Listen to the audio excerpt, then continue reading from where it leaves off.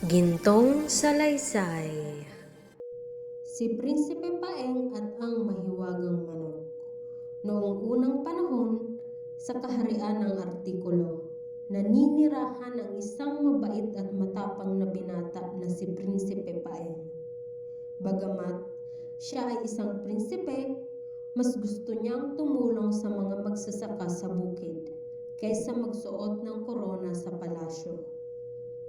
Isang araw, isang matinding tagtuyot ang dumating sa kaharian. Ang mga pananim ay natuyo at ang mga hayop ay nagkasakit. Sinasabing ang tanging makakapagligtas sa Artikulo ay ang gintong itlog mula sa mahiwagang manok na nakatira sa tuktok ng bundok Himalayan. Ang paglalakbay. Dala ang kanyang baon at busilak na puso, inakyat ni Paeng ang bundok. Sa gitna ng daan, nakita niya ang isang matandang nagugutom. Imbis na ipagdamot ang kanyang baong tubig, ibinigay ni Paeng sa matanda. Bilang pasasalamat, nagbago ang anyo ng matanda at naging isang diwata. Dahil sa iyong kabutihan, Prinsipe Paeng, heto ang isang espesyal na palay. Ipakain mo ito sa manok na iyong hinahanap. Wika ng diwata bago ito naglaho. Ang mahiwagang manok. Nang makarating sa tuktok, nakita niya ang isang manok na may balahibong kumikinang na kulay ginto. Ang manok na tagapagdala ng ulan. Ngunit, ang manok ay mukhang matamlay at hindi makalipad.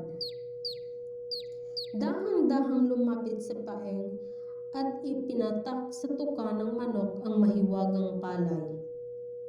Biglang tumayo ang manok. Nagpagpag ng pakpak at tumilaok ng napakalakas. Ang busilak na puso ay nagtagumpay.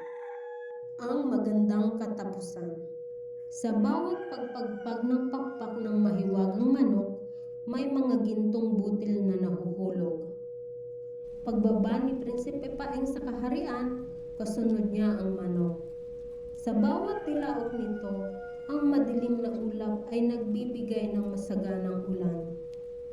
Ang mga gintong butil na nahuhulog ay hindi ginto na pwedeng ipulsa, kundi mga gintong binhi na mabilis tumubo. Sa loob lamang ng isang araw, naging luntian muli ang buong Artikulo. Dahil sa kabayanihan ni Paeng, hindi lamang siya naging hari pagdating ng panahon, kundi naging simbolo rin siya ng pag-asa.